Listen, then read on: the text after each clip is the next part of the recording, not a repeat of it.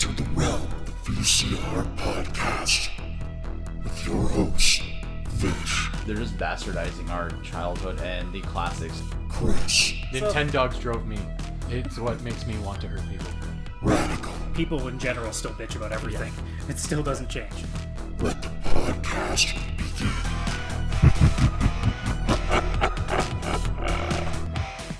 Hello, everybody. Welcome to the VCR Podcast, the only podcast that predates itself in the moment the title is spoken. Adam, a.k.a. CS Radical, here with you guys. Vish and Chris with me here as well. How is everybody doing on episode 60 motherfucking 1?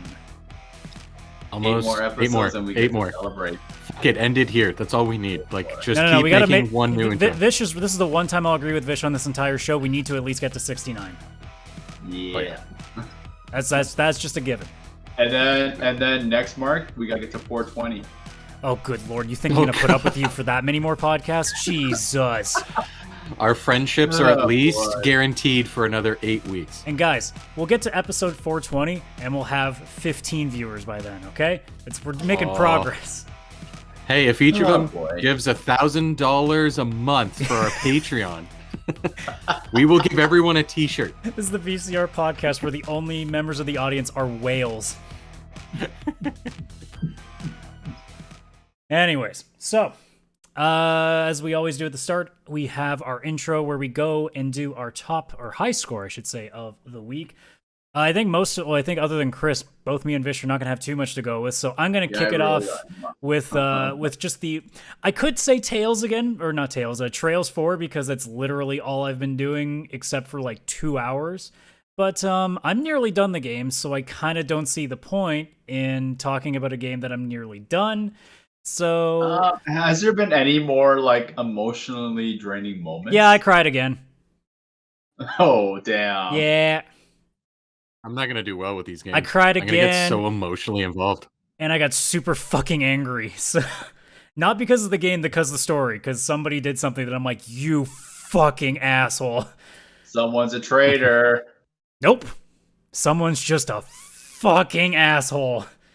And I'm gonna kick the shit out of him. And his name is Adam. If this was Mass Effect, I would do the Renegade option right now where I stab this motherfucker. That's how much I hate this prick. So, Wow. good job, Trails. But no, I'll Is it talk Some about good kinda- story writing if it can do that to you. Yeah. Okay, is it kind of like a situation with like Heavy Rain where it turns out one of the characters I the just bad guy answered your question. It was not a betrayal and it was not a reveal. It's just an asshole. Okay. It was a lot like season 3 of you the really I Wait, didn't that's say not- secret asshole. I just said That's asshole. not on yet. I'm waiting for that to come. Because it's gonna go fucking wild. I tried. But no, so I'll briefly talk about something else that I got a chance to try out, which was Destruction All-Stars, which is the free game that came out just the other day on PlayStation Plus, which is another chance that Sony has taken to put a game out and basically take a risk on not making as much money off of it. So Destruction All-Stars in a nutshell is what would happen if you take the Burnout series and then turn it into a battle arena multiplayer game. And large in part, it's really fun. I don't know if it's something I could play for an extended period of time, but it's definitely a lot of fun. Okay, so for one thing, I love the Burnout series. I think it's the best racing series ever made. And when I saw the video for it, it reminded me of Driver, Burnout, and GTA All-in-One and Rocket League. And it just looked like a shit ton of chaotic fun. And it's not gonna push me to the edge to buy a PS5, but fuck, that's gonna be one of the We games. keep telling you, just get it for free because you can do it now on the Yeah. app or on the website. claim I it now. Just tried claim to, it. I can't do it. We're gonna have to do like a sit down session website? and help the dumb fuck figure out how to Yeah. do it because it should be I've it should be made easy. it. At least in I've- theory, I've it should tried be easy. doing it. No, I've been trying doing it. I couldn't do it the other time, like the last time. Especially with like the last few PS5 games that were on PlayStation Plus, I couldn't do it. Well, we'll figure it out Maybe- because I think we want to okay. make sure that you get this one. So No, I Yeah, we want gotta this make it. one. This one looks fun as shit. now, no, on the subject of Burnout, because you brought it up too, and as I mentioned earlier, it is kind of like a Burnout arena. The one thing that this game makes me wish is that there was a race mode to it. I hope that maybe if the game has some Okay. legs, it lasts long enough that they can do something like that, because it's literally just battle arena. And just playing this game like this makes me think, man, they really could have benefited from doing an actual racing segment to this, because What I think it has the it framework. seems- no, what it seems like Yeah. it could be the PS5 generation's Rocket League, Well, I mean, where it's nah. people got it for free and are like, hey, this is actually a lot of fun, and people like our friend Kyle got really hooked onto it, and it had a major cult following. So when I see this game, when I look at this game, I'm like, hey, this could be something awesome. I don't think it's going to be what Rocket League is, because I don't see this getting it to the level of like serious esports competition. I think this is more just like going to be more like Fall Guys, where it has its run and then it kind of fades off. I think it'll, like with Fall Guys, like I know like it's still quite popular and people still enjoy it. Like, and there's a huge amount. Well, yeah, like, but whatever people uptick it had is completely gone. Like, it is nowhere near what it was when it first came that first month. It's completely over that. possibly. It's not possible. like, It's true. No, I get that. I have, because for me, I'm quite novice to the game, as you saw last night. So I'm not really sure like the whole like fan base and everything. But from what I see, then take the guy who's paying attention. Take his word for it. I get that. But from what I see is like whenever you play, there's still like at least 50 people. It has to joining be in. 50. Okay. I'm just that's all I'm noticing. I'm just going by my observations. And then literally ignoring the word of the guy who... Never mind. I'm not having this argument here. But yeah, no, it's definitely a fun game, because I mean, it's everything that you would want a Burnout game to be, other than obviously the racing aspect of it. But like the combat is very fluent, the crashes look awesome, the controller, because obviously Chris knows how if you play with any PS5 game, there's the chance for the haptic feedback. So like for example, like you can see here, the guy just on screen just got wrecked. If you're watching this on video version, when your health gets into the red, you feel like your car's haggard as shit. Like it feels like the wheels coming off. Like it legitimately feels like you've taken some serious damage. So nice. It also does that aspect pretty nice, at least that it keeps you invested in what's going on. And so even if you're not paying attention to the HUD, when you're close to being destroyed. So you're not going to be that out of information on that. In terms of the gameplay, I'm really bad at it, so it's hard for me to distinguish whether or not it's good yet, because I haven't really gotten good at this point. Even playing against easy AI, I generally struggle to hit things a lot of the times, unless it's like in a massive crowd. If I'm trying to do things one-on-one, I'm still a little bit iffy on getting the hits that I need to. But in terms of just overall gameplay, like it's not overwhelmingly like amazing, but it's enough to be serviceable. And because it's at 60 frames, at least it gives you the inputs to that. You're going to be able to make at least some pretty quick decisions. So is it like the gameplay is pretty basic, but it's still like it's engaging and enjoyable, and you can. Well, it's constantly chaotic, so you're not going to be doing. There's almost no period of time where you're not doing something, because as soon as your car blows up, you're still on foot trying to either get into another car or at the very least collect these little like pink things that are on the map that gets your special abilities up faster. So there's always a reason for you to be moving, so you're never stopped. Oh, okay, yeah, no, that's awesome. And like for me, I love racers, and I don't. No, I'm not buying the PS5. No, You're not. You I'm not. don't need a PS5. Just we'll figure out how to make sure you get the copy of it saved in your account, so it's fine. I'm only really playing 2 modes. There's a couple of ones that are a little more about like banking stuff. Like there's a mode called Carnado, which has nothing to do with Sharknado, so please don't go there. Basically, if you What's get the point of points, that? You bank them up, and then you have to drive into like the middle of the map where there's this tornado to make sure you bank them before your car gets blown up. I generally don't like that because it forces you to try to stay alive a bit too long, because it makes no sense for you to just get a kill and then immediately bank it. Like you might as well try to be there as long as you can. So you spend a lot of time like getting a little too anxious and trying to make stupid decisions, so I'm not too big on that. The 2 modes that I generally have liked is Mayhem, which is basically just a free-for-all. It's basically almost like it would be a deathmatch mode. You get a point for a hit, you get a point for a wreck, you get a point for a knockout, which is taking somebody out if they're out of the car. And if you use your special power, which can do like straight up one hit kill kind of stuff, it's called an annihilation. That's your max amount of points. That's pretty standard, pretty straightforward. I like that because it's just go and constantly hit shit. I can do that. No problem. The other one that I actually like a lot more is their kind of like battle royale version, which is called Gridfall. So you get put on a map, and slowly but surely, as more and more people get eliminated, the floor continuously opens up. And if you fall into the empty like abyss of the floor, that's an automatic knockout. So it's not the usual way where you have to either annihilate their car or hit the player when they're out of the car to knock them out. There, you can literally kill yourself accidentally if you're not driving properly. And it's just a free for all until there's only one person left. And that I find is the perfect amount of chaos, and just it doesn't demand too much because you can just luck out and have enough like good players that make stupid mistakes and fall off the map and lose their lives, and you might have a fighting chance as long as you're playing. You can play safe or you can play aggressive. It depends on what you want to do. So I kind of like that one the most because it's a shorter game too. It doesn't demand too much. You're not paying attention to your points. You're not paying attention to like all these other things on it. It's just I just don't have to die. That's my one goal. Just don't die. And it's like a battle royale, typical a battle royale. PlayStation exclusive. Like you don't see this coming on to Steam at all. I mean, they might if it does well enough that they think it's worth it. But I mean, at this point, it makes sense for them to keep it there, especially now that they made it free. Yeah. Oh yeah. They've bet on it. So was this a PlayStation Studios game or just? I can't remember who made this. Let's see. I'm trying to remember. I'm gonna as soon as I see the name, I'll remember it. Sony Interactive is the one who published it. Lucid Games Limited is this might be a newer studio as I'm looking into it.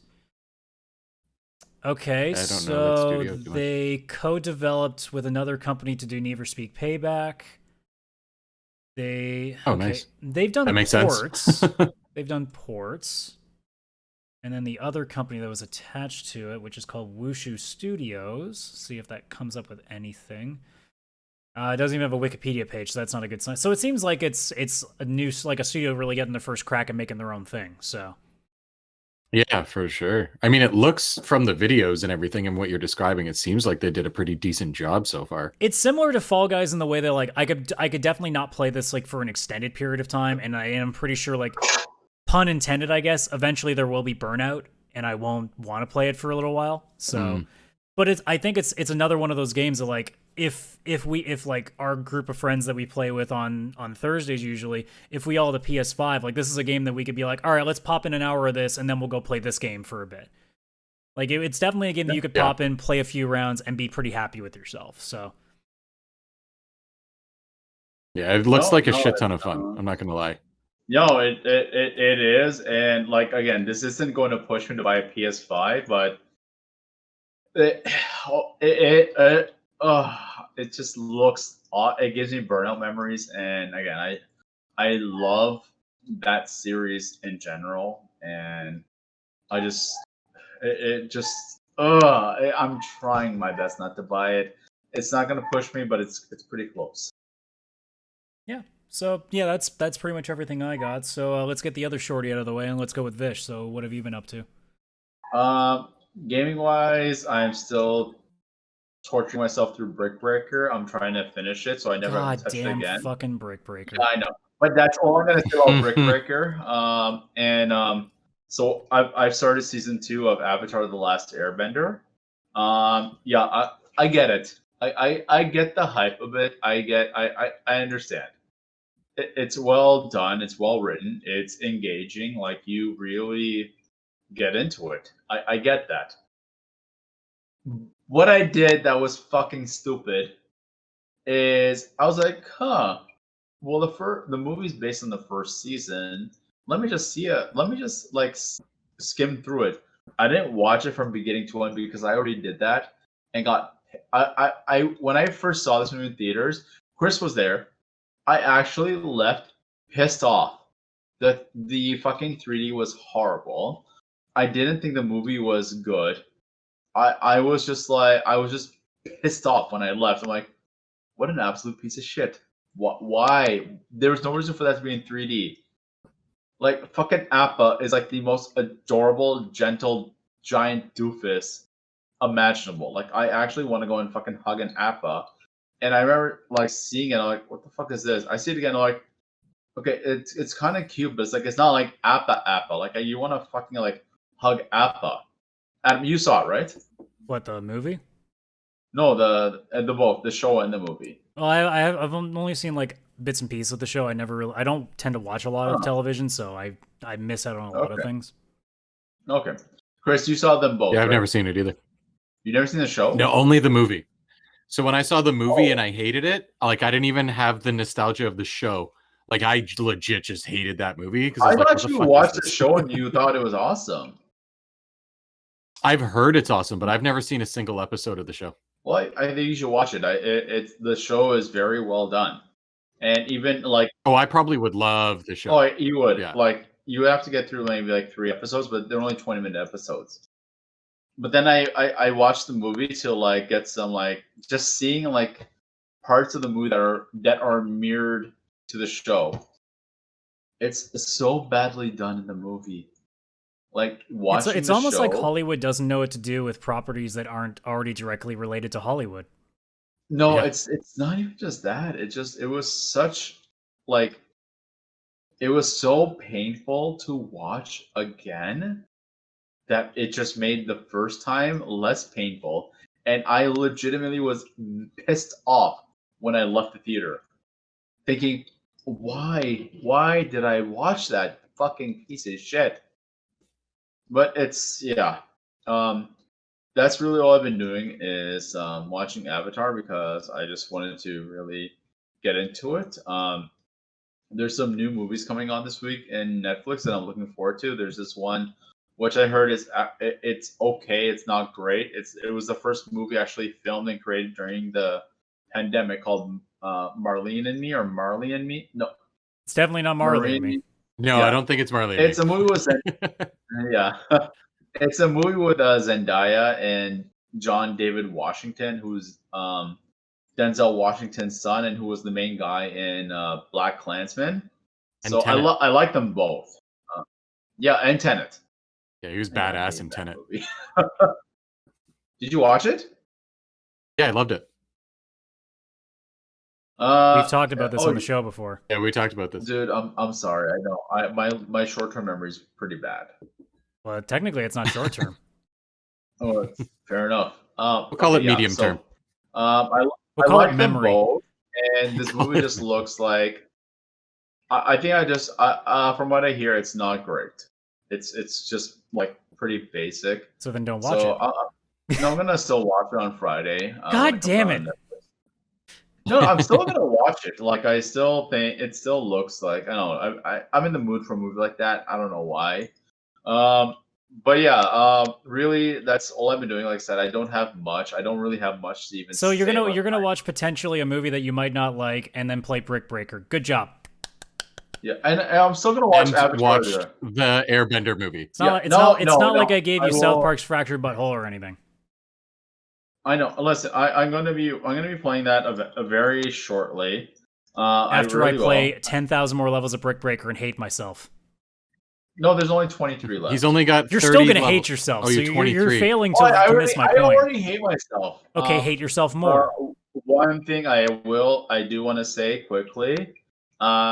Congratulations to friend Van Vliet, not only making a Raptors single game record of 54 points, but an undrafted NBA record.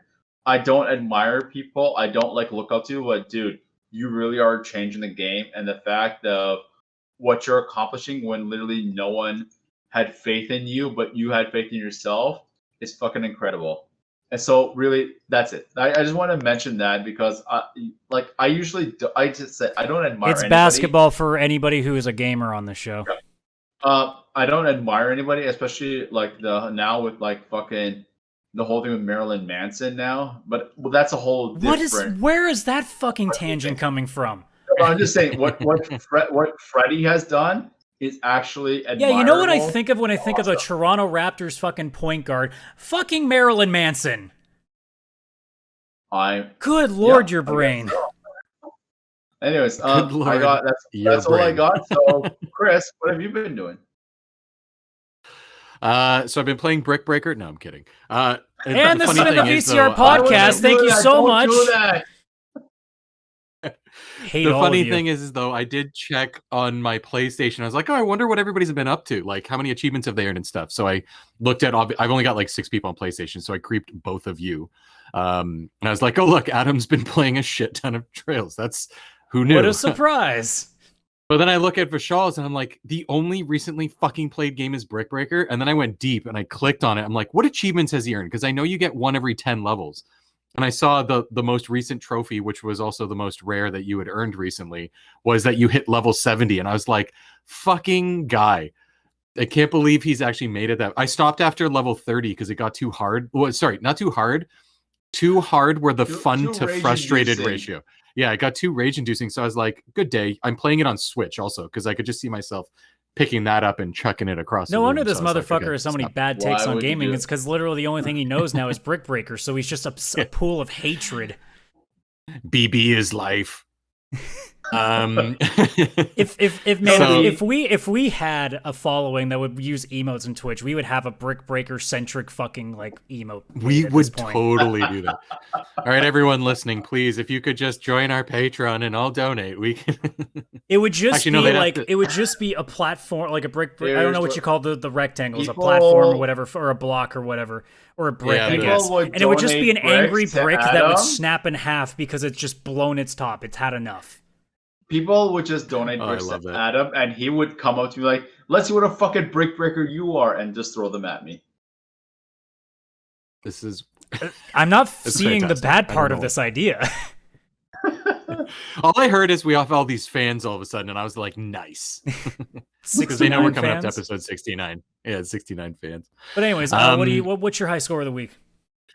So this week I've still been playing Story of Seasons. I'm almost finally done that, and in the game got married, and my wife got pregnant within 30 days. That was extremely fast. busy. So apparently the trick to getting pregnant in a relationship, guys, go to bed before 8 o'clock. Because if you go to bed at 8:01, she's already in bed. She won't talk to you. You go to bed at like noon, she doesn't care. She just joins you every single day, and then you get pregnant within 30 days. It's real life. I So- swear to God, this is what it's like So in it's real life. one division. So basically, if you ever want to get somebody pregnant, treat your wife like a child. It's like, okay, go to bed. Yeah, no, she gets mad at you if you wait up too late. Oh, and give flowers every day, or an apple or an orange, depending on who you choose. Video game logic is just so good. So I've been playing that. Honestly, I'm just waiting to see when my kid is born in that game. Like, I'm actually getting kind of a little burnt out from it because I've put like 40 hours in You a can very only short farm for period of so time. long. Yeah. So I've been playing that on the Switch. I've still been playing Assassin's Creed. I didn't choose that for my highlight of the week because I've already talked about it. And I went from 17% completion to 21% completion, but it added like 10 more hours. And I'm like, oh, I better save this for another week because I better build up things to say because I'm going to be talking about that for a while. This game is going to be a part of my life. But I did start a game today that I'd wanted to try. And oddly enough, I picked it a little bit because of you, Vish. I figured maybe you shouldn't be the only person playing a puzzle game. And I ended up playing that new Tetris game on Xbox, Tetris Effect. I played it for maybe 2 hours. And I have to say, this may be, and this is my highlight, by the way, of the week. This might be like one of my second or third favorite version of Tetris I've ever played in my life. It is OG. taking, That was number two. OG, like, I mean, is probably number one. And then Tetris 99, because it's a battle royale with 99 other people Yeah. on Switch. Like, it's hard to beat that in a sense, but this one was blowing my fucking mind. So the only way I can describe it is you're playing Tetris, but the image of everything, like the theme, I guess, changes. Where right now what you're seeing on the screen, if anybody's watching the video, is it looks kind of futuristic. The blocks are all kind of outlined and look like they're glowing, made of LED lights and stuff. As you play, there's lo-fi, no, not lo-fi. Well, maybe it starts lo-fi house music that's playing. So it's like, the reason I wanted to play, I was like, I need some cool beats. Adam, you sent that freaking Spotify playlist of video game study music, which has so much lo-fi on it. I'm in such a lo-fi kick right now. So this is actually, I guess, an homage to both of you because it was Brick Breaker mixed with fucking lo-fi music. But as you play, normally in Tetris or Mario and all the games, the music gets more intense as the lines build up and it starts to get faster. Here, as the lines build up, the music completely changes and it starts to add like singing and like an actual song that you would hear on Spotify. Like, it's crazy. The background then starts changing and you'll be in this futuristic view, and then all of a sudden it'll change and it goes to like a desert view. All the blocks have like, they look almost like rocks, I think, kind of. And it goes to like East Indian house music. And it's like, what's happening? This is amazing. I love this. And you start to get into the song, but then you get a certain amount of blocks and you have to get, I'm playing on normal, so you have to get to 36 before it transitions to the next level type. So I'm sorry. From what I'm hearing you saying about this game, like the big appeal is like the visuals and the sound changes as you advance within the game. Music. Yeah. It really does sound like a Tetris and chill. Yeah, only it is not chill at any point. It starts off chill, and then it's just like Tetris and great music and stress. Looking at this. Yeah, it actually has a warning, by the way, that for anybody who might have epileptic seizures or be photosynthesis. Oh my god, sensitive. Wow, what the fuck? I keep wanting to say photosynthesis. Yeah, if you're a plant, you might not like Tetris Effect. If you're a plant, do not play Tetris Effect. Oddly enough, one of the levels starts where you're in a forest and it's raining too. And then it goes into like a thunderstorm and the music picks up. It's, oh my god. Like, and then when you do a really big combo, a bunch of guys come over and run over all the trees because they need to make wood for another housing development. No, like, it's weird. Like, even when it's stressful, the music is so good that you don't want to die. You don't want to fuck up because you want to keep hearing what the music is doing and get to the next part. And you can see on the screen, actually, from a second ago there, that as you beat a level, it doesn't like end. It automatically transitions into the next level, and it looks completely different. Like you can see in this one, for anybody who's watching the video version. This looks like one of those like Tiger handheld games that you would buy from Walmart back in the day. Like the visuals that are on the screen right now. Yeah, the blocks, when they change, sometimes they go like really, really retro looking. Like these ones are actual blocks, and when they break, you see the pieces break apart and they fall away off the screen. Unlike other Tetris where the line like becomes like a beam of light and disappears. Yeah, but now all of a sudden you're in the sky. It doesn't look like you're in space. It looks a little more retro, and it's all these windmills in up in the sky, like on floating islands. And it's like, what's happening? Like, they're airships, I think. Okay, one thing I'm noticing about this game that doesn't have a lot of Tetris is like you can like, as long as you don't like you. Oh wait, never mind. It's different because it's not the actual piece that scales up. It's just showing you how the piece will land when you go down. Yeah. So it does show you where your piece is going to land. If you hit down, it'll go down, like they call it a soft drop, which is what we used to do as kids. Like you'd hold down and the piece would go down. If you press up, it instantly goes down. So that's when you're like going really fast and you're going to get fucked over if you don't start speeding up. And another cool thing, which I know this from Tetris 99, I don't think this is on other Tetris. If you hit either the left or right bumper, you actually save a piece and hold it to the side. And if you have a piece you don't want, if you press one of the bumpers, you actually exchange it for the piece you had on the side. So there is a little bit of extra strategy there. Sometimes I fuck it up but if you change it, you can't change back. So if you accidentally select your piece you had on the side and you didn't want it, like you've just fucked yourself because you can't put it back and you just lost a piece you probably wanted. Piece with another piece later on? Yeah, later on, but you have to, like, you can't replace a piece and then take it back within the same turn. You'd have to wait till the next turn. Oh my god, this is so stressful to watch right now. To be honest, I'm playing what's called the journey mode, which I also appreciate. That's what I got on screen. Yeah, so when you beat a level, as again you can see in the videos, and you get to a certain point, it automatically transitions into the next level for you, and it will only stop and give you your results and a score every 5 levels. So it's not like where you play just one level. The background changes, and it will even transition from like you're in the sky with windmills to now you're in a forest to now you're in like this. It's like maybe a Japanese theme, and the pieces look like they're mahjong. Like it's so interesting the way that it's going and how the music fits with the theme, but it's still like house lo-fi music to start and then becomes like just straight up intense house music as you go. It is so interesting to play, and I mean I can't wait to just go and keep playing. This journey mode that I was doing though, it's actually kind of short apparently. I'm playing on normal, not on easy, but also not on expert, and there's only I think 25 levels, and I did 15 like in like this video maybe 2 is hours. that I'm using is about 2.5 hours long, and it's a first try. And I mean, I think okay.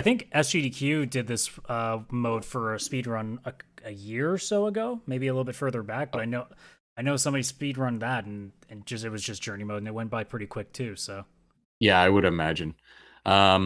It's awesome. If anybody has Xbox Game Pass, like play this. It is just Tetris. I don't even know if you can buy it elsewhere. I'm sure you can. I don't think this is an Xbox exclusive. I think it was just something they included on Game Pass when it was released. But I mean, if you have the chance to play this, especially if you have Game Pass, because I mean, it's almost free. Like it's you've already paid for Game Pass. PS4, Xbox One, and Windows. So. Oh, okay. So there you go. It's a shit ton of fun if you like Tetris. It's just different enough that if you already own a version of Tetris, this is just more like, hey, have you ever wanted to do acid and then play Tetris? Here you go. It's just, it's so worth it. It's so good. I mean, it's not, besides the music though, like there's not much else to tell. It's more about the experience than anything else. Yeah. So good. Okay, then. Well, I guess that ends the intro for this episode of the podcast. So I guess that means it is time. No. So we're going to move into stories. So the first one is one that I don't think is surprising to most people. It's just the timing that's a little bit more surprising. But Google Stadia decided to shut down all of its internal gaming studios, so they will not be making any first-party games already. Stadia is still alive. Maybe not for long. It's still alive. But in terms of their own internal studios that they were building for Stadia, they're all gone. They have shut everything down, including the person who went to run it, which was Jade Raymond, who a lot of people, if they know people in the industry, was one of the original creators behind Assassin's Creed and has gone from between Ubisoft and EA before this. And even she was kind of like, yeah, maybe I'm getting the hell out of this too. Yeah. So she resigned. She didn't get let go. She left. Okay. I think a lot of people did get let go though, because they had, if I remember correctly, when I was reading this, it was probably, and no pun intended, probably like the first line employees of the organization. Yeah, I mean, realistically, we all understand what's going on here. It's just Google's not doing it. Like Stadia's, it's not. I wouldn't say it's garbage. It's just I don't think they understood what they were getting into. I think they just figured with their capital that they would just be, let's make a game console and it should work because it's Google. Amazon tried the same thing. Yeah. Amazon managed to get a game out, by the way, so Amazon already beat Google on that front. At least they tried. But, which one was Amazon's? Oh, God. What was the game that Amazon came out with? No, what console? Did it actually come out? I think it was just a PC game. Yeah, because I'm pretty sure they also either did halt. Amazon first party game. All right, this isn't helping. Google, you're useless. Screw it. I know that they definitely put out a game, and they had a games division. I know they were playing. I think it was an MMO that they put out. I think that's what it was. Wait, is it them that put out the MMO, but they also already dropped it? I'll have to look this up too. I can't remember. I know they were having a lot of issues. Yeah, and they might have closed their studio too. Because there was a game. Or been talking about closing it. Was it called New World? Oh, that sounds very, very much like what it could be. Well, like it was a game that they put out and then immediately retracted it because it was nowhere near ready. Yeah. I think that might be it. Don't quote me on it though, because I couldn't be 100% sure. Google is not helping me find that shit, so go figure. On purpose, it's them trying to make you look for Stadia. Yeah, I know. Stadia, though, quite honestly, like they just made the horrible mistake of having a service that didn't have any draw. Because I mean, when Xbox brings out its new console, well, not this Xbox didn't really have a draw on this one, but that's a different story. But like most consoles when they come out, or most gaming anything when they come out, they at least have something there to be like, all right, here's a reason to come and play. Stadia was just like, we're a streaming service, and here's some of the games that we have on, but they're games that you can get anywhere else. And people were like, okay, but why should I go to you? Because it's Google. No, that was one of the dumbest things. Like, they didn't give a reason to join. Well, they gave you a reason. It's give us money. That was the reason. Yeah. Not to mention it was the controller. Like, three of the first games were the Tomb Raider games, and while I love them all, it's like they'd already been out for a while. Yeah, this is fucking stupid. Yeah. It was also the idea. Well, they made the horrible decision of being like, "Hey guys, you want to get like a Netflix style service for gaming?" We're like, "Yeah, that sounds pretty cool." You want to still pay for the full games though before you can stream them? Google, that sounds kind of dumb. But it's cool because we're Google, and we were all like, "It's no. Netflix." It's Netflix, but you pay $22 for the movie anyway. But also your subscription. Like, usually as a whole, I like Google as a company, but this they really shut the bed on. I mean, you shouldn't like any big tech company at this point. I get that, but Google I'm actually okay with. But this idea of Stadia was just absolutely stupid. Like, I've never heard of something where you pay a subscription to pay extra per each title.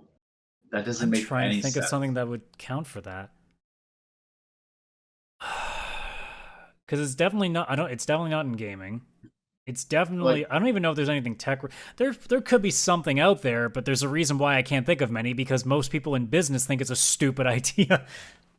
Yeah. It's like, no, that's not a good The only thing I can think of really is, and where we all have is PlayStation Plus. That when you have PlayStation, but it's not a streaming service. Like it's a monthly service that you're still paying for stuff. You're not technically paying for anything on top of PlayStation Plus because the games you're buying separate. Like PlayStation Plus isn't allowing you to play games.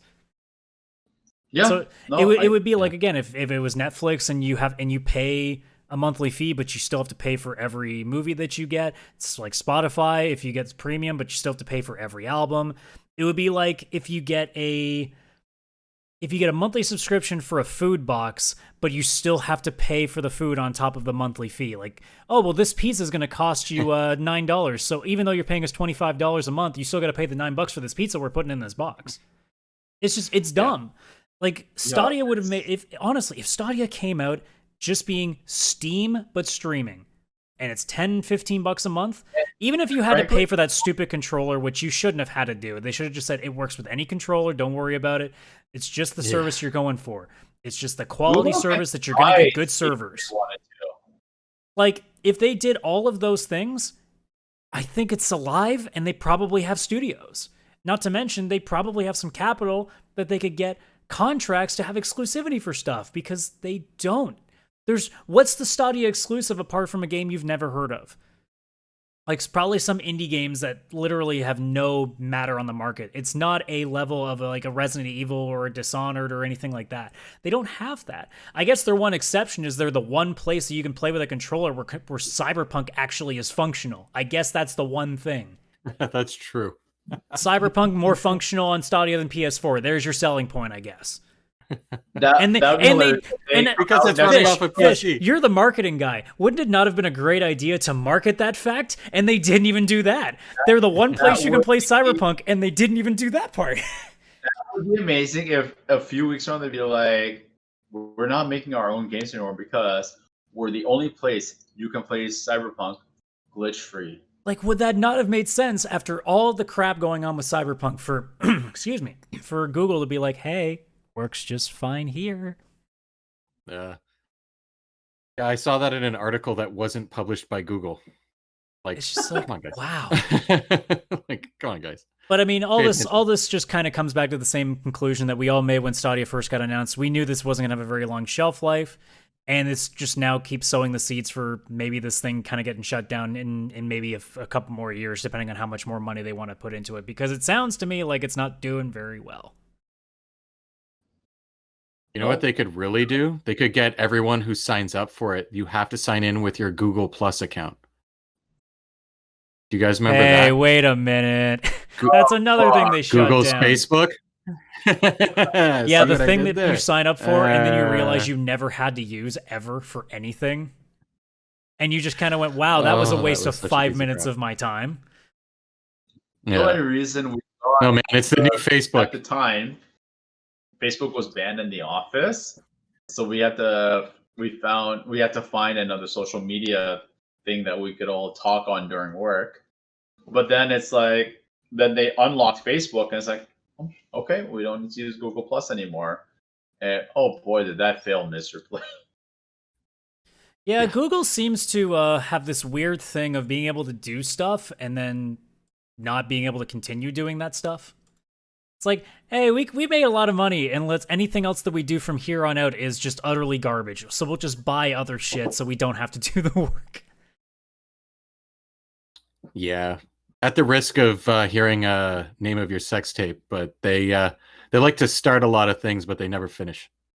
And that's what she said. Not even the thing I thought it would be. Thought it'd be the sex tape joke. It was a 50-50. And that's what she said. I mean, name your sex tape. I hate all of you. Name your sex tape. I'm moving on to the next story. Thank you very much. Yes. Speaking of things Story. I don't like, THQ Nordic apparently just has money that I don't have, and I hate that. That's not fair. I don't know why a company gets to have money and I don't. Because they just made a couple of purchases out of nowhere, including Gearbox, the guys who make Borderlands, for $1.3 billion. Yeah. What else does THQ make that they have all this money? I thought They they have were, like, way too many suffering. companies that makes me go, where the fuck is this money coming from?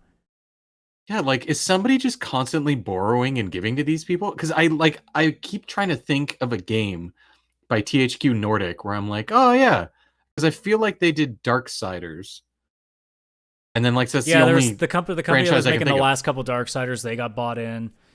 Yeah. They also have bought. They recently also bought another company. I think it's called Apsis. It's something like that. Arsis or something like that. They're the guys who are going to be doing the Knights of the Old Republic remake because they've done a few ports of stuff like that before. So they've been making some purchases. Now here's the problem with the Gearbox one. To our knowledge, 2K still has the rights to Borderlands.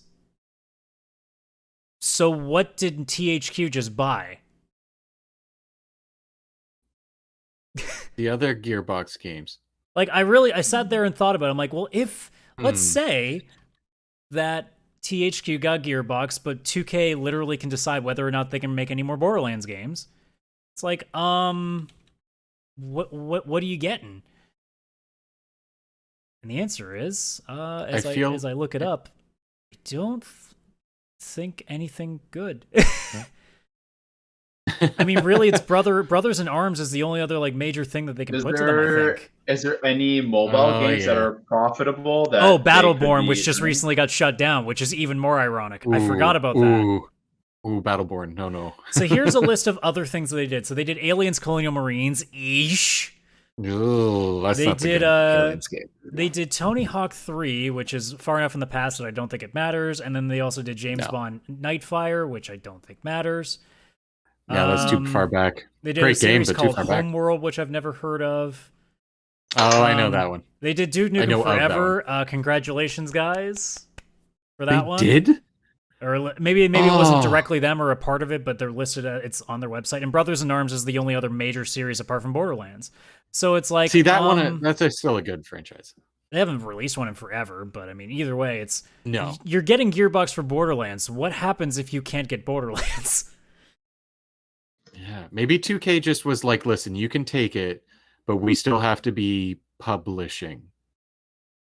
That might be the development only way around it. money. Is that like 2K's like, well, look, you're not putting like you can put THQ Nordic on you want, but our name's still attached to it, and we're still getting our cut.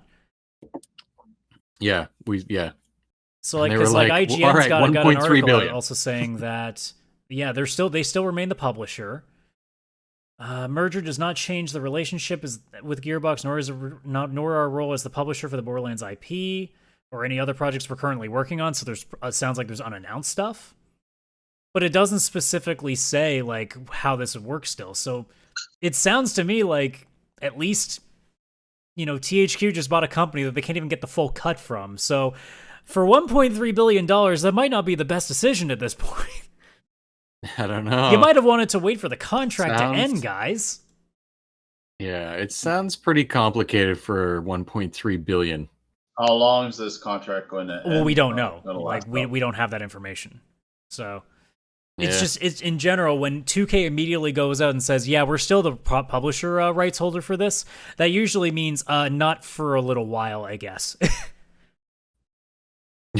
Not for a little while, I guess. It could be one more game. It could be 10 years. We don't know. All I know is it's not now, which would make me go, why did we spend $1.3 billion on this studio? But I mean, I guess if the game or I guess if whatever Gearbox ends up working on with them does money, I guess. But I mean, their track record of anything not Borderlands related so far has not been quite great, because Battleborn was a horrible attempt at trying to be Overwatch, and not good. Yeah, it seems like anything they do outside of Borderlands doesn't really succeed very well. Or they just do what they did with Aliens: Marines, where they try to tell you how good it's going to be and show you something that looks really good, and then completely bait and switch it with something that's absolutely horrible. So, yeah, I don't know. I think to celebrate, they shouldn't. To celebrate, they got to make a Borderlands 3 Complete Edition and make it 90% off for this week, so that I can buy it instead of waiting. Yes. And we will all buy it. I mean, I like that idea too. I get Borderlands 3 for cheap. I'm down. Yeah. Because I'm waiting until they just combine all the fucking DLC in with the main game instead of like Seasons Pass 1, 2, and 3. Ugh. Well, Borderlands. I guess, as a poor segue, speaking of combining things, MLB The Show. First time that this series ever is going to be on not just PlayStation. MLB The Show, produced by Sony San Diego Studios, will be now an Xbox game as well, released on April the 20th. Which is not crazy because it's a sports game, but still, it's a PlayStation studio that's going to have its logo on an Xbox game case. That's insane. That's still pretty crazy. Regardless of the fact that it's a sports game, and I know that MLB is the reason that it's on Xbox, because MLB probably went, Sony, we really love this game, but why is every other sport on every other friggin' platform and we're not? We want that money too. So I just thought of something. So go ahead, dude. You go ahead first. It's releasing April 20th. What if this is Sony's long game and they're trolling us all? Well, I can tell you it's not a full troll, because Snoop Dogg is not on the cover of this game, so it's a bit of a shame. Although, actually, no, I know exactly. Now that you mention it, I know exactly why it's on April 20th. Because Jackie Robinson is on the cover and his number was 42. Yeah. Oh, that makes sense. You have a point. That's probably makes sense. So what I'm so Adam, you played I played 2K. 18 and 19. So have you played the show? Any of the games? Yeah, I just said 18 and 19. No, okay. So you played 2K and this, right? 2K hasn't existed for like 10 years. So I mean, I did way back in the day, but that hasn't. I don't think that's existed since like PS3, Xbox 360. No, I don't remember that. So there's no MLB 2K. No, the only MLB game up until now, up until Xbox getting this, was just a PlayStation thing. If you wanted to play a baseball game on Xbox, you had RBI Baseball, which was an arcadey version. Which is, I would love that.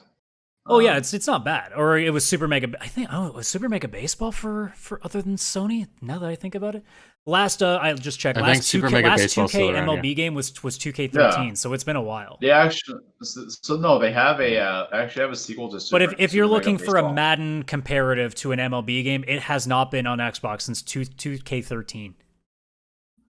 Okay, that I didn't know. That's the other reason why it's a big deal. Like, it's the first time that Xbox is going to get a proper AAA baseball game in almost 10 years. No, it's also going to be the first time an Xbox game has a PlayStation logo on it. Yeah, it's going to be fucking strange. Xbox, PlayStation. I wonder and then it's going to be like, oh, this is stupid. Cover of it? And then go play a PlayStation game on Steam. Find that. Because that's the thing that I'm really curious about. I want to see that Sony logo on an Xbox case. That's going to be on Twitter. I think it looks. It's probably the only thing I'm seeing might be photoshopped. But oh no, maybe that's it there. So well, okay, it's got like a watermark, or I think somebody's photoshopping shit. So I'm not gonna put it on screen. Okay. Yeah. Still, that's pretty cool. I wonder if it's. That means I wonder if it's in the article. Do they show? No, but, that show in means the article? Sony's gonna have. So, Adam, do you find this game is fun at all? Or It's do a you find fucking it great just- series. In fact, I will go out in there and say that's the best AAA sports game out there right now. Because it seems Okay. like the one series that even though they still have their Ultimate Team mode where you sink all your money into cards that have no value, you can still get a lot of shit for free. So and that's what I appreciate. I was able to do. I think I've said this on the show before. I was able to do the entire live roster in those modes just by playing the game enough. So it's doable. It's not like Star Wars Battlefront where you literally have to play an obscene amount of time to do it all. You can do it. You can get a decent amount of stuff if you just play for free and kind of mess around with it. But no, like the community management team for MLB The Show is on point. These guys are really keen to what their audience is after. They're constantly communicating, whereas we know that EA Sports is basically just copy paste and we'll throw some extra shit like every couple of weeks so you guys spend more money on packs. That's literally all they do. So now the only thing I wonder is now that it's on multiple platforms, do they stop caring so much because now there's more money to be made in packs? So that's the one interest. But it's like with CD Projekt Red, Sony San Diego Studios has enough of a track record that I'm willing to give them some time. I still won't probably get the game anyway because I really don't. I think I've burned myself out on that. And I have enough of a backlog that I don't need to spend 200-300 hours grinding away in a baseball game anymore. But I definitely don't. I definitely don't have that time. I did not know it would take that long.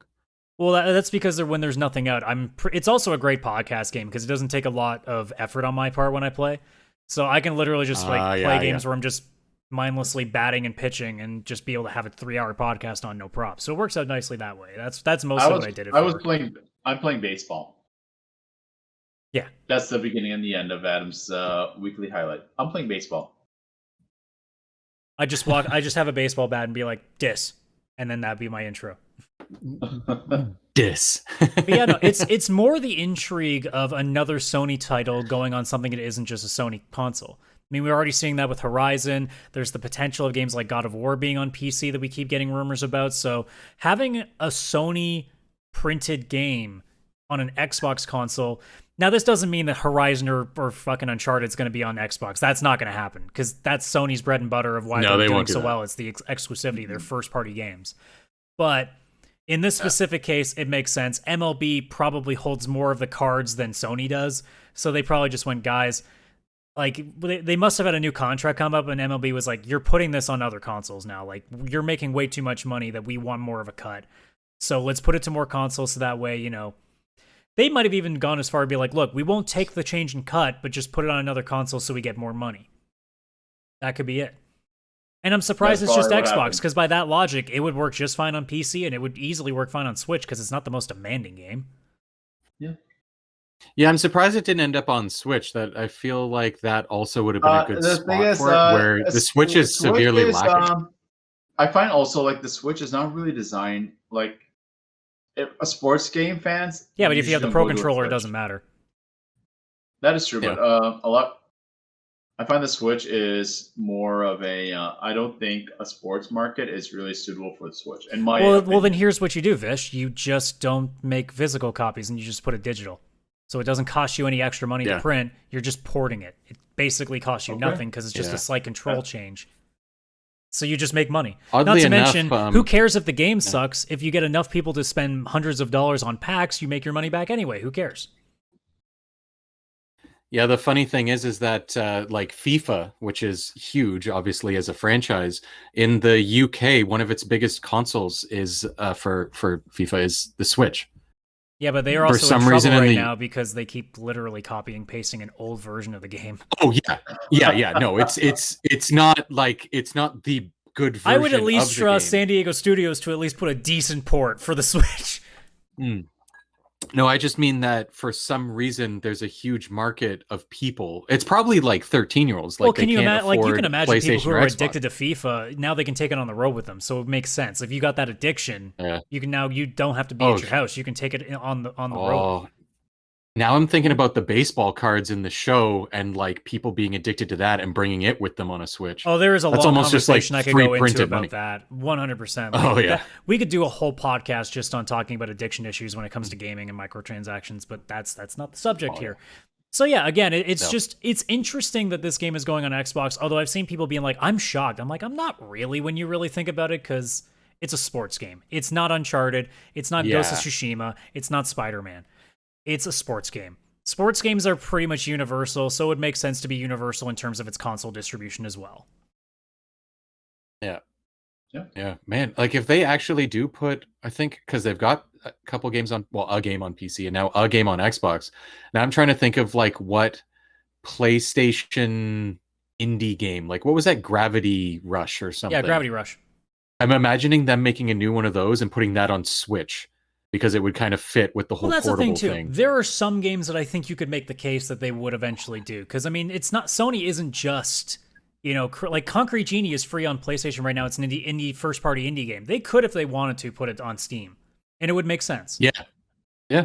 There's certain games that definitely make sense. But like they're big system sellers. They never would. No way. But there are definitely games within what they do that would make sense too. I think if personally, I was thinking about Spider-Man. I think they may end up doing a shared gaming universe with Spider-Man. At least not with Spider-Man, because they own like specific, like exclusive rights to that. But like if they were to do something else with a new contract, maybe. But it wouldn't be with Spider-Man right now. You never know. They may just on a new contract, maybe. But at this point, there's no reason for them to do it. Like you can do it technically with the PlayStation Now on PC, but it's still through their brand, so it's still their cut. Yeah, they get 100% of the profit from that because you're paying their subscription. Unlike Steam, where they'd only get 30. No, they'd get 70%. Like there are some games that would make like some of the games that don't do as well, like Days Gone. I think I wouldn't be surprised if they ended up porting at some point because it's not a big system seller. Yeah. Horizon, they definitely wouldn't. Insomniac, they're doing Ratchet right now. They definitely wouldn't be.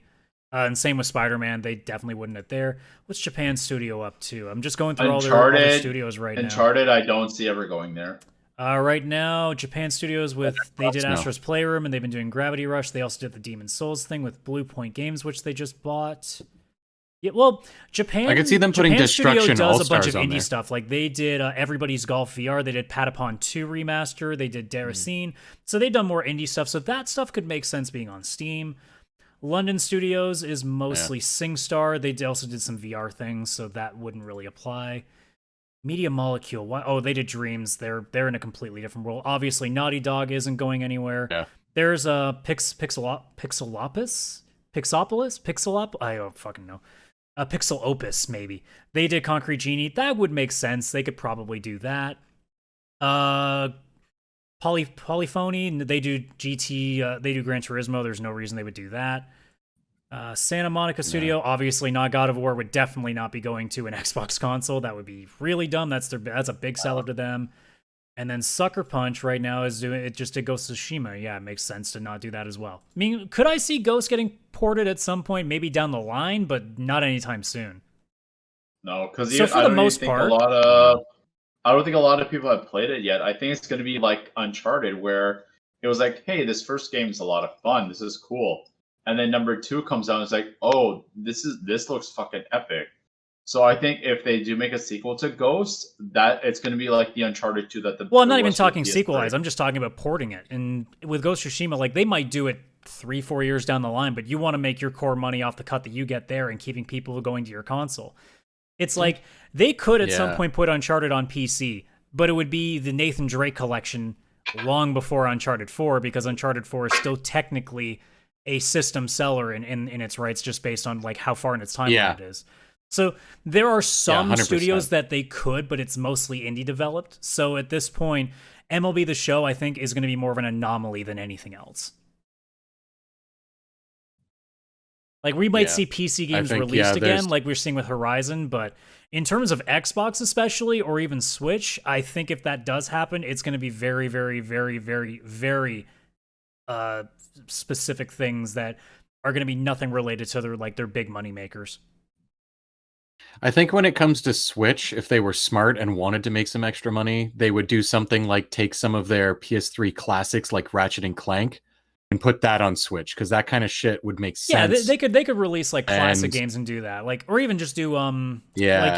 like you know what Sega does with their Sega Classic CD, where there's like 25 games on it. Yeah. They could have a thing where it's like, all right, it's Yeah. here's a Ratchet game, here's a Sly Cooper game, like they could do a bunch of here's a Jack and Daxter game, like here's a bunch of these little things, like a best of, almost like a PlayStation Classic on a Switch like disc. That would be I a think great that idea, would because sell I heard- really well. Yeah. I mean, I hell, if heard, they did like, that now, if they released a 20-pack of PlayStation like originals, like classic games on PS4 or PS5, people would be like, "Fuck yeah, $20 to play a bunch of old games again? I'm in." Yeah. Oh yeah, I'd be Like totally we into can that. get, like, in all honesty, we can get all these classic Sega games for free if we wanted to, but it's like $20 for like every major Sega game ever made for the PS3. It's like, yeah, I'm good with that. I mean, hell, you go 20 back bucks to the is nothing. PlayStation Classic, like Battle Arena Toshiden, Cool Borders 2, Destruction Derby, FF7, GTA, Intelligent Cube, Jumping Flash, Metal Gear Solid, Mr. Driller, Oddworld, Rayman, Resident Evil Director's Cut, This Revelations is the PlayStation Persona, Classic. Ridge Racer Type 4, Yeah. Super Puzzle Fighter 2 Turbo, Siphon Filter, Tekken 3, Rainbow Six, Twisted Metal, and Wild Arms. If Sony just decided to put all of these on an emulated, like, digital thing and said, here, $20 American, $30 Canadian, do you guys want that? We'd be like, yeah, that's not a bad deal. Yeah. That's I'd take not it. a No, I'd take yeah. that. The same would be with the SNES Classic. If Switch was like, here's all the games from that classic, $30. You want it? We'd be like, yes, I do. But Nintendo's like, hey, you want Almost all those Super yeah. Mario World? $15. Because Nintendo fucking hates their Well, you can't customers. even buy Super Mario World anymore. They put all of their old games in their what's it called? Nintendo Online, like their PlayStation their Plus. subscription thing now. Yeah, so if you don't That's have the year subscription, you can't play any of the old Nintendo or Super Nintendo games. And again, you also can't play any games online, just like PlayStation Plus and Xbox Live. So it's the same kind of bullshit there, anyways. But yeah, any last thoughts before we move on to our last segment? No, not about that one. I mean, I think it's Google Stadia, exciting. I think you're it's a good idea. mistake from the beginning. So a comment from 4 segments ago. Okay, cool. Done. So obviously it's February, it's Black History Month, and I think most people at this point have kind of figured that part out. I'm sure people have seen enough tweets already to have like the millions of reminders that happens every time, because Twitter doesn't get flooded with anything on certain special occasions, you know. It doesn't ever happen. Not at all. So we decided that since we'll have 4 shows in February, that we would spend each week at the end of the show talking about our favorite character from a specific type of media. This week will be games, and then we'll figure out in the next 3 weeks when it comes to television, films, and comic books. The order we haven't figured out. We'll just kind of do as it was. It just made sense to make gaming the first one because, you know, it's not like it's a gaming podcast or anything. So I'm going to start us off, and it's not a tie, but I would say it's a pairing that I don't think you can separate. And I'm going to go with, honestly, like, when I read the list, I'm like, oh my God, how did I forget about these two? Because it seemed like the most like obvious one, but it's been so long since I played that series that I kind of forgot. But I'm going with Lee and Clementine from the Telltale's The Walking Dead series. Fuck, you took mine. Oh. Because I guess amazing. me and Chris are gonna bond on this one. 100%. That first season, because honestly, I don't even really care much about the second season onward. It's that first season. Her, like, Clementine and Lee together created, quite honestly, one of the most emotional stories we've seen in gaming in quite some time. Because most games, when they have like this almost pseudo father-daughter kind of relationship in a series, it's almost kind of too hokey. It's sometimes like taken a little too literal.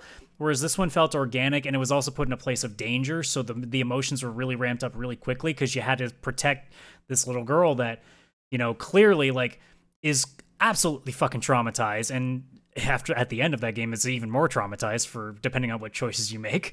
But that's why in the second game when you control her, I let everybody die because I'm like, this bitch has seen everything already. Who cares if another person dies?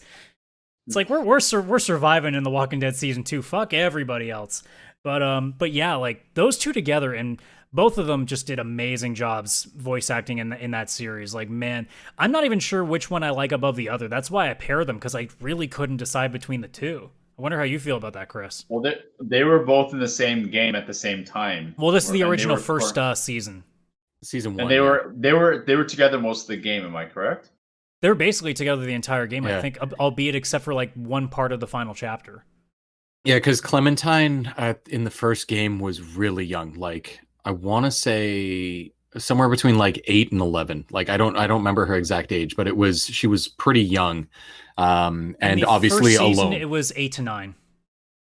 8 to 9. Okay, yeah. Like so her in that, like, oh geez, like you can't separate the two of them because it's like this guy who finds, this young girl who's alone and clearly needs some help because what 8 or 9-year-old is going to survive that, right? And just the bond that they ended up having, and then it kept getting referenced in like the future seasons of the games, and every time it comes up, like you feel it, like you feel the connection, that not just like through the writers of those two characters, but especially through the voice actors, like just how they were able to convey like a father-daughter relationship. It really was. Like I remember finishing that first season with those two characters, and obviously the way it ends. And I won't even say anything just in case for spoiler reasons. I mean, it sucked too because you knew it was you knew it was coming. It was just like you were never going to be prepared for it because that game did a great job at keeping you emotionally bonded with the characters in that game. There were some early on that I was really mad that I lost early, and then by the time it gets to the end, you're just like, I know it's coming, but please, can we like find some solution to this? And you know it's not because it's a fucking zombie apocalypse. Yeah, no, it's gonna go bad. And Adam, that was the problem with you Walking Dead in general. Well, I mean, there's no vaccine. This isn't COVID, so unfortunately, if you have the zombie virus, you're gonna die eventually. There's no stopping it. There's no time. There's no like hyperbolic chamber that keeps time from passing. At this point, the next step in this pandemic is zombies. I mean, let's hope not. I'm hoping the vaccines don't do anything. I'm picturing now a remixed version of season 1 of Walking Dead of this version of the video game season 1. Episode 1 is the only episode. Lee finds Clementine and goes, "Don't worry, hon, the vaccine's coming." And then he like keeps going about his business. Leaves her. Chapter 2 comes along, everybody's dead. It's like, well, I guess we were wrong. The vaccine was only 30% effective. What were you going to ask me though, there, Chris? Did you play all 4 seasons? I know I've played the first 2, and I played the weird like in between. I don't think I've played 3 because I think after the second one, I'm like, I think I've gotten my fill. And Telltale at that point was also treading on thin ice with me because I was just kind of getting bored of their stuff. Because as much as Telltale does a really good job, they don't change anything. So it really does get so repetitive. It's just story, find the thing, and then somebody dies eventually because you made a bad choice. And sure, it works the first couple of times, but then you play a game like The Wolf Among Us, and it's the same thing. Then you play Tales of the Borderlands, and it's the same thing. And then you play Batman, the Telltale series, and it's the same thing. So after a while, you're just like, if you guys aren't going to do anything different, I might as well just Google the story because I know how it's going to get to that point. Yeah. I found the Walking Dead series because I played all 4 seasons. Season 3 took the focus off of Clementine. She was there, but it was more that you're playing as 2 other characters who happened to run into Clementine. And it was more like her story from someone else's perspective. Yeah. Taking it away from Clementine actually made it less interesting to me. That's what I've read from a lot of people. Because I've read the stories to all the games, and I looked at the third one, I'm like, that actually doesn't look that good. Like on paper, I was reading it and being like, that doesn't look that interesting. Well, it could be like Season a situation 4? where The Last of Us, it was less interesting without Abby and Ellie. I think this was more of a case of they had all the really good ideas and they'd already used them. I think they just kind of ran out of like fodder. Honestly, it's like a lot of shows. They suffer from like having really good ideas in the first couple of seasons, and then they can't come up with new stuff. They've already like put all their special sauce in the game, and it's done.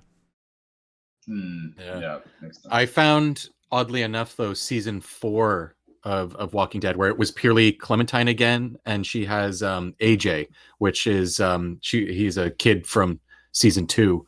And she's now taking care of him because at the end of season 2, she ends up having a baby with her, and she's 13, I think.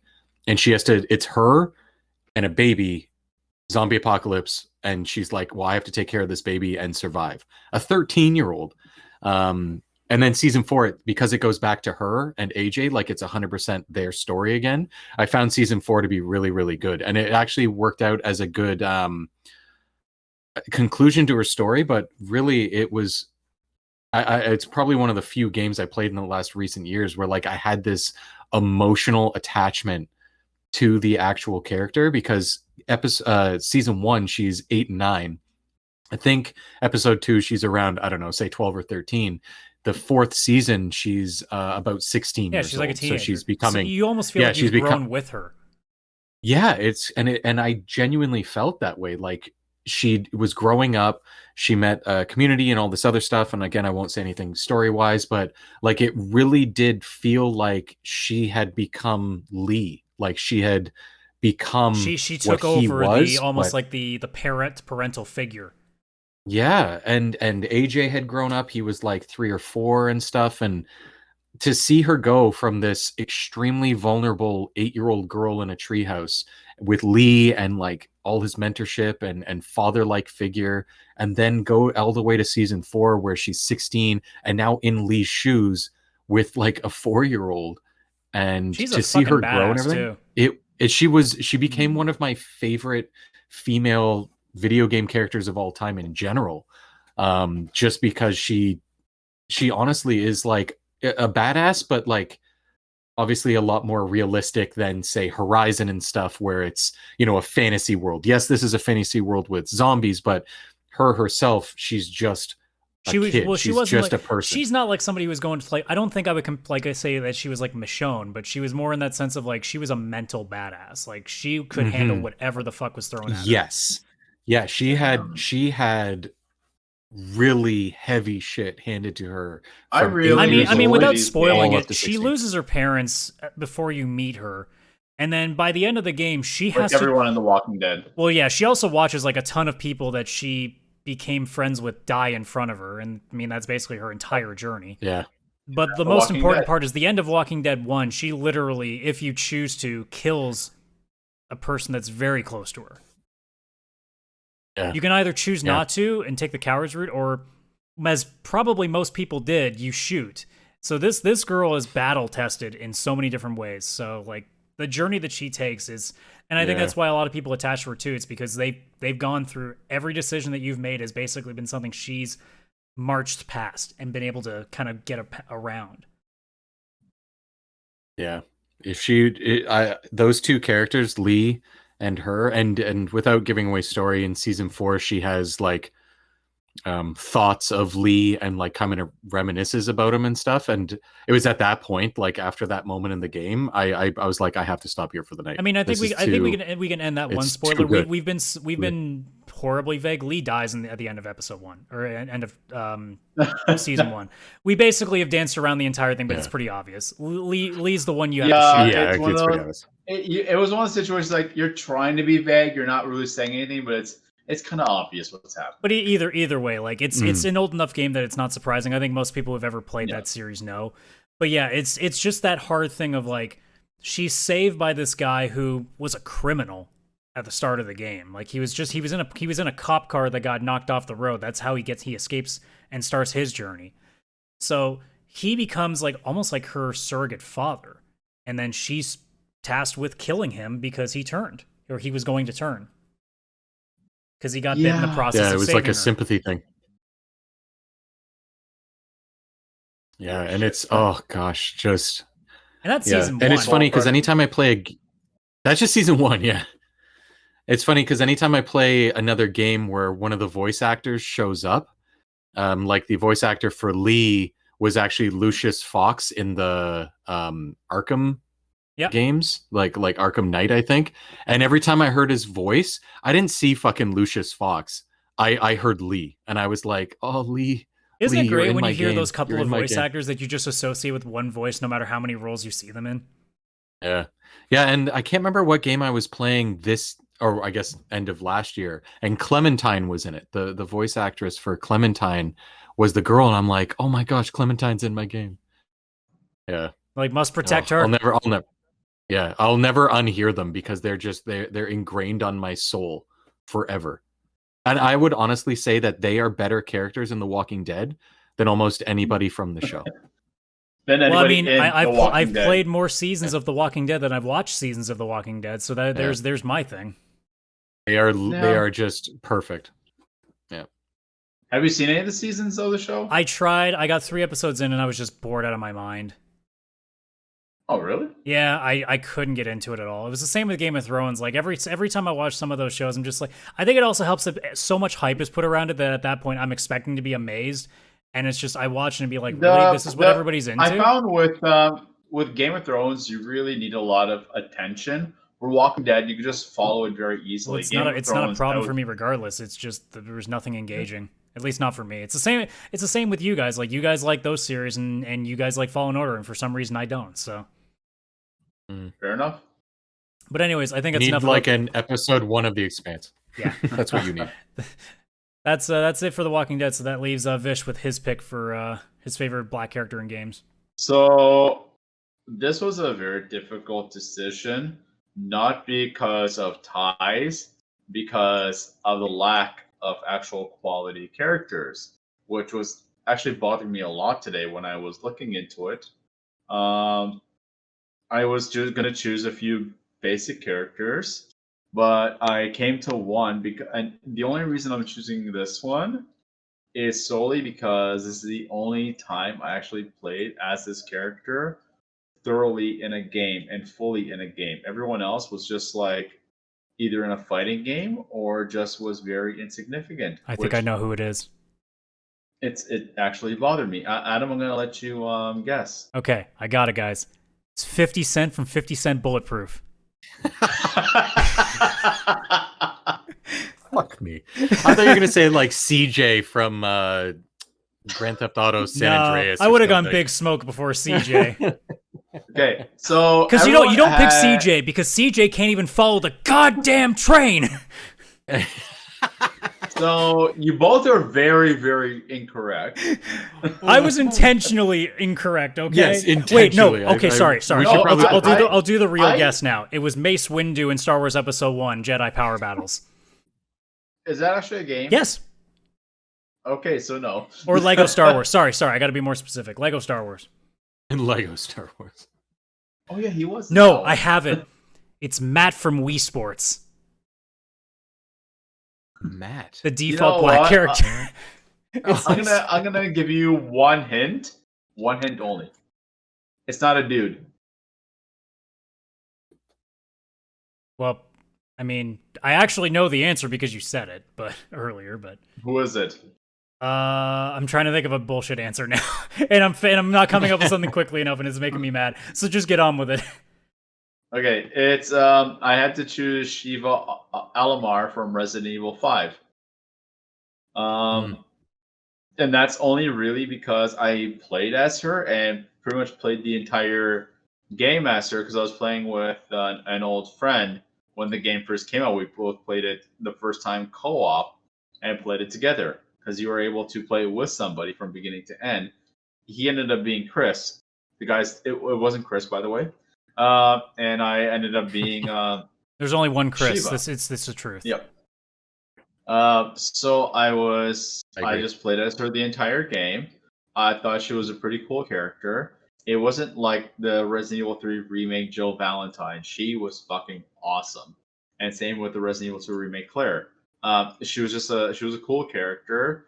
It was different. I don't know, like the representation, it was pretty weak, and that was one thing that was bothering me in it. But I'm not going to go there today. But I was going to say I was going to go through once you were done like a decent list of like some characters that are notable, but we'll finish that part first with your pick. The other like my other choices were going to be Balrog from Street Fighter or Jax from Mortal Kombat, but really they're not. I'm not a big fan of them. But at least like with Shiva, I played the entire game as her, and I'm one of the few people I actually enjoyed Resident Evil 5. I thought it was actually it was a glorified Resident Evil 4. Don't get me wrong, but I actually enjoyed the game.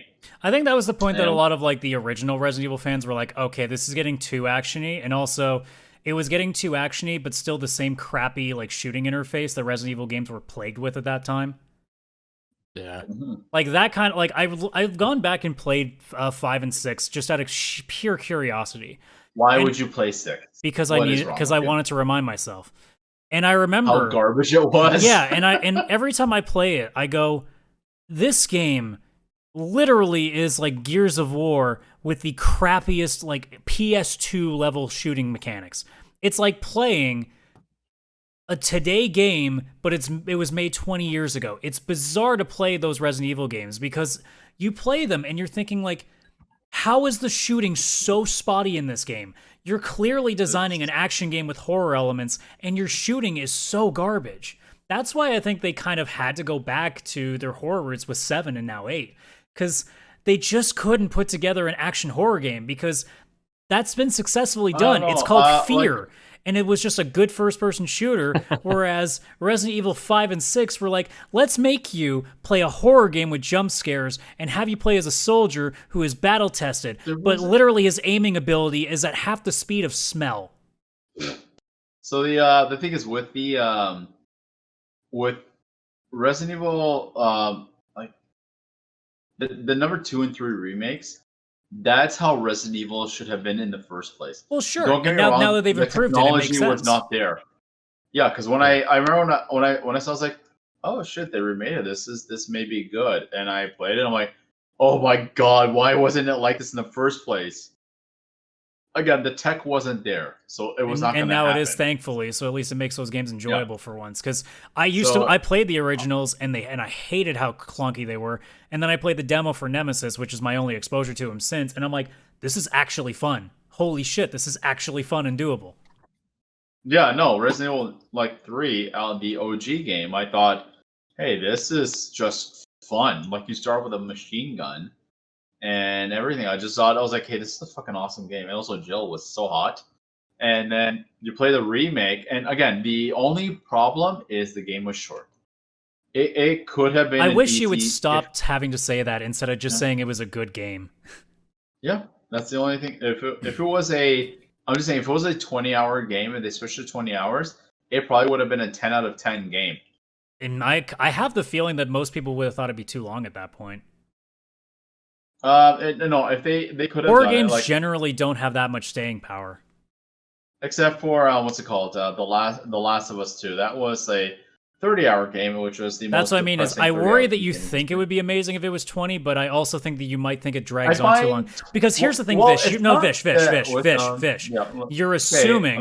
You're assuming that it's going to be the same experience that you play for the 6 hours of Nemesis, but for 20. That probably won't be what happens. What it will probably be is it'll be 10. Let me finish my statement first, Vish. Fuck. All right, would you chill out? It's probably going to be more like 10 hours of Nemesis, plus a crap ton of cutscenes, plus a lot of backtracking, plus a lot of time spending doing puzzles that probably don't mean anything, plus a lot of grinding. So when you say 20 hours, keep in mind that 20 hours isn't necessarily the full extent of what you already know with the 6. So not every time a game gets extended means automatically that it's just going to be the same experience for an extra 14. Okay, all I'm saying is like with the Resident Evil 2 remake, that ended up being around 17 hours itself. Granted, it's 2 characters on 2 different perspectives of the story, but it is possible to extend maybe not 20 hours, but if they made like maybe 15, I think it could have been a 10 out of 10 game. Sure, but I just think automatically assuming that it's going to be amazing just because it extends time isn't always the case.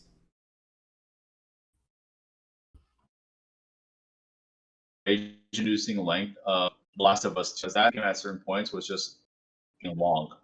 Mm-hmm. Hang on one second. I mean, otherwise, I'll quickly, unless do you have anything left to say, Vish? Now that you're back, because obviously we were having a little bit of a freezing thing. Yeah, I just think let's get some more proper representation in, and actually make some memorable characters who aren't just side pieces. Well, I'm glad that you said that. So I'm going to go over a few that we missed because I have the list right here. Okay. Technically not 100% black, but half black. She's black and with Asian descent. Alex Vance from Half-Life 2. That's a big one. Yep. I'm going to horribly butcher this. Aveline de Grand Prix of Assassin's Creed Liberation, first black female assassin. Obviously, Barrett, Final Fantasy VII. That goes without saying anything.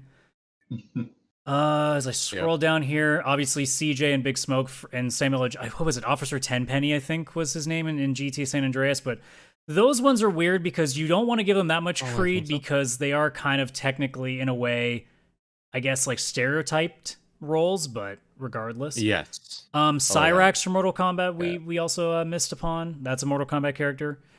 Coach and Lewis from Left 4 Dead.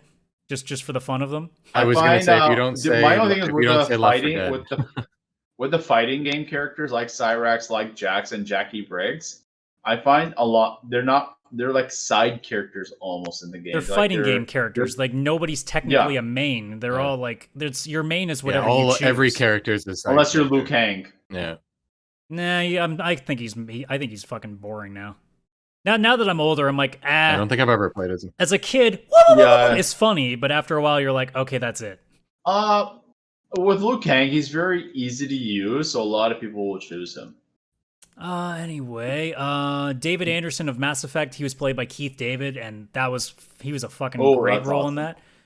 As I keep scrolling here, was he pretty prominent in that game? Oh yeah, he was. What was he? He was. He was like a captain or like a general or something of that. And then he became like, if you chose, so he became the human representative of the entire species in like space government. So he could be a big deal. I don't agree with this being on the list, but Fran from Final Fantasy 12 is in there. I'm like, she's not even human. That doesn't count. Yeah, that doesn't count. Let's see. No. I'm trying to avoid like every fighting game character because again that'd be too easy. Yeah, and that's the thing. There's a lot of fighting game characters, but no one really who had a prominent role in like a story-based adventure game. Lincoln Clay in Mafia 3, that was a big one. How are the Mafia games though? All of them. I haven't played the original now that the definitive edition's out. I'm waiting for that to drop in price. 2 is fucking amazing, and then 3 is probably like a 7 out of 10, but it's pretty good. Would you compare it to the Yakuza games? No. Mafia is more like if Grand Theft Auto was in the 1930s kind of deal. Oh, okay. So LA Noire. Yeah. Let's see. Marcus Holloway, the protagonist of Watch Dogs 2. That was a nice one. What was the sergeant's name in fucking Halo? I can't remember his name. I'm blanking on that one. I don't know if it's on Chief. No, not Master Chief. Sergeant Major Avery Johnson. Yeah, thank you. That was it. What is that for real? Yeah, I'm sure Chris had to Google that one. No, it's on the list. I just looked under S. Under you Sergeant. just found it quicker than I did. Mike Tyson, obviously. I knew it would be Sergeant. Because he whips your fucking ass. Count. That's like how it says Michael Jackson. Yeah. Because he starred in his own video games. Like, that doesn't count. That's not a made character. Nadine from Uncharted 4, and I think Uncharted she was going to be Legacy. my next choice. There was also... she's a good one. Oh, I forgot Rochelle from Left 4 Dead 2 as well. I forgot that. I was going to say, you mentioned Left 4 Dead, but didn't mention We're Rochelle. currently playing Borderlands 2. Roland is in that. Yeah, Roland. Saz main character from Final from Fantasy Borderlands 13, a.k.a. Afro guy with a chocobo constantly nestling in his hair. Oh, I'm sure that's just like purely a stereotype, but the fact that they put the chocobo in his hair, it was I think everybody forgave Square Enix immediately because they're like, aw.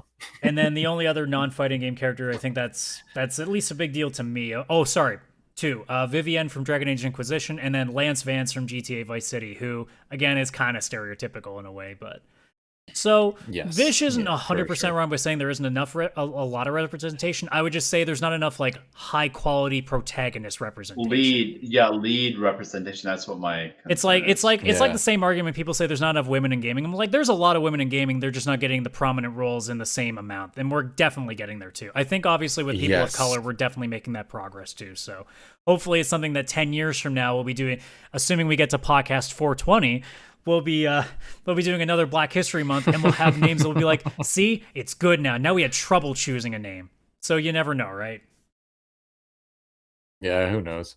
But otherwise, but there's definitely not just the... Yeah, sorry, go ahead. I was just going to say, any last thoughts? Because that's it.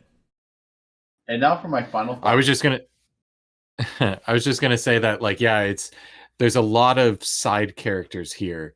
And a lot, of course, that I just looking over the list again, it's kind of like, wow, some of these are just a stereotype. Like they're not very like real people.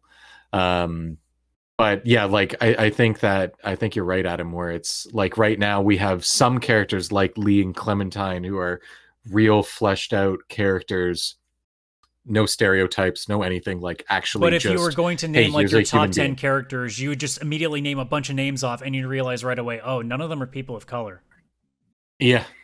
No, you like it would be hard to get there. Like Lee and Clementine maybe would end up on my top list of all-time favorite video game characters, but they might be the only people that are a person of color. Like it's just it's hard, just because of what gaming was, both from the North American side and obviously even from like Japan side. Like, and it also doesn't help too that so many games are transitioning into making your own characters. So technically, like lead protag roles are not even really like based on anything. So we could say that there's a lot of black characters that are lead characters, but they're all because we choose them to be that. Yes, and 100%. Yeah, 100%. I think it's a good compromise. It makes sense too. Yeah. It's a bit of a compromise that at least like, okay, you may not get the representation from like games that choose the characters, but at least you can be whatever you want to be in these games. So if I had the choice, I'd prefer to make my own stuff. I'd rather be able to choose what I look like rather than be forced on something. But obviously there are games where it makes more sense to have your set conditions and go with that. But if I could, like, if any game, like, I would rather, like, customize what my Joel is in Last of Us. Whether or not I play the games is not important, but, like, I feel like you would almost be a little bit more inclined to, like, if you had a Joel that you're like, oh, man, I could see myself as that Joel. In some cases, it works. In some cases, it doesn't. But I think for me, more often than not, I'd rather just be what I want to look like. So that way I can kind of associate with it easier. I think a game like The Last of Us with a fixed I just threw it out as an example. I'm not putting any weight behind it. I get that. No, yeah, like when it's a game like Fallout, for example, where you're a blank slate. Well, Fallout's not really an example to do a story because there's no real like attachment meant. It's more like you to fuck around in. Yeah, that's what I mean. Like that one makes sense. Like you can design the character your way. Well, but I think you could still do it in say a game like I think Final Fantasy games would really benefit from you allowing you to at least customize your protag. As core story as they are, I think if you're going to spend 100+ hours in a game, it would be really helpful if it's a character that you're immediately going to at least like visually. Yeah, but then you have to take into account the voice acting. You can still, like, you can just say, look, you can say, look, it's got to be a guy, so just customize a guy. You can still make a pretty feminine-looking guy if you want a girl regardless, but I mean, like, if they want to keep the voice, fine, whatever, just make it a pretty neutral voice. Like, don't make it a guttural, like, deep-ass fucking voice. I mean more for, like, when choosing ethnicity and stuff, because it's like, say you could change Cloud, you could make him black, you could make him Asian, you could make him whatever it may be. But Troy Baker voiced him. Like some people I'm sure could get upset over it's like, oh well, I've made my character this, but I don't feel like that would be Troy they Baker, probably would, but I don't feel like there'd be any credence to that considering you have the choice to make a character and they're like you can't choose 10,000 voices. Yeah. So like if people got mad about that would be my immediate response. That it can't be done. Is that if you're gonna get mad about like it's like it would be somebody saying, oh, why is Shepard in Mass Effect played by a white guy and a white girl for the voices? It's like because they just picked a voice actor. Like fuck off. Yeah. It's one thing if it's saying no, like, I'm saying it's a good idea. There will be people who ruin it. Yeah, but if the character is meant to be black in the game and they put a white person in as well, then we got a different fucking story. But no, yes. Again, like with Big Mouth season 3, there's one character, Missy. For years, she's been for the first 3 seasons, she's been voiced by Jenny Slate. And this season, they actually touched up upon that because of everything that happened. And Missy was like, "I don't know who I am. My mom's white, my dad's black, and I'm voiced by a 30-year-old white woman." Like they actually like pointed it out that it's like it's just such a weird situation. Like she's no longer the voice of Missy, but they basically acknowledged it. It's like let's try to have some fun with this. But Yeah, they I mean- did change. The voice actor has changed. Yeah, but I mean, it goes with the same story. It's like if we want to be taken seriously as an art form, we got to at least make those connections there and be like, okay, let's cover our ass now. So, but I like the idea of just having more options. So I mean, does it mean that there would be the potential, especially now because I think it's like over half of games generally now are letting you customize that. You know, if people want proper representation, it may be a little bit harder to come by. Although I think that actually isn't the case. I think we are becoming more representative of the games that do have fixed characters. So I think as time goes by, like I said earlier, that we'll get definitely a better improvement on it. So. Oh yeah, Yep. definitely the last couple of years. But also, have been it should going up. depend. It should depend on the game as well. Like even with Well, yeah, The if the Last of character Us is set 2? in 1600s Poland, I don't think we should be trying to put an Asian guy in there. So there are cases where I think it'll matter, but unless they're realistically, training for like spices. it's artistic integrity. Like let people do what the fuck they want. Especially now, There's like this one, this isn't a game where like there's only one black character in all of gaming. Like guys, like there's more than enough representation. Chill the hell out if there's a white guy leading this game. So Yeah, I with think it's more the fans. The Last of Us 2, I come to realize when I remember when I was playing the game, I was like, there is actually a reasonable amount of diversity. Well, I mean, literally, the this two game. main characters of the game are female. So Not even just that, like the girl, like Ellie's girlfriend, Yeah, Dina. Dina's a dark-skinned Jewish girl. Abby, a lot of Abby's friends, like one of them is Spanish, one of them is black. Like there is a lot of different representation. and it's not But checking the thing boxes, is- guys. It's just called reality. Yeah, but what it was just like the representation was there, but you didn't realize it was there. Like, That's why. it's That's why there, we like, support it's the real Expanse so life. well. It's because That's- it never calls attention to it. It's just there.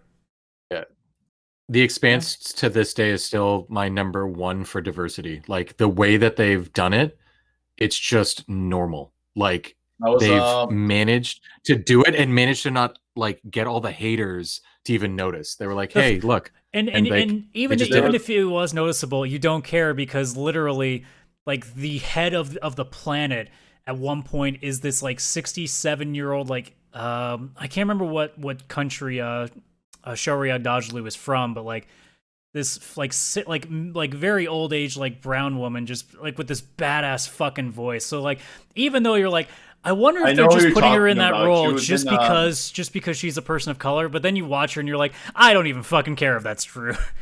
So even No, if they were 'cause I intentionally being know- diverse, it doesn't matter because the quality is that high. She was in X-Men 3 and she was in the Punisher She was in Star Trek. TV series as well. Like she was in the new That Star part I Trek never movies. saw. Actually, Oh, Star yeah, Trek she was the was. OG of diversity. Star Trek was the show that really started Yeah. it. Oh, yeah. But anyways, like but- I said, any final thoughts on what we were doing? We were actually talking about before we went on like a 10-minute tangent, as we are totally not prone to do ever on this show. I think we just had our final thoughts as one giant final tangent. Yeah. That sounds good to me. So thank you so much for listening to the VCR podcast. So if you are checking us out here live on Twitch, obviously follow the channel for more content. We do this every Wednesday at an undetermined time, usually sometime between 8 and 9:30. On YouTube's youtube.com/csradical is where I post the VODs, not to mention other content that I also need to get around to. I hope to get streaming again soon. That's kind of something I'm working on as well, doing just gameplay streams, but that's a down the road kick in the can thing.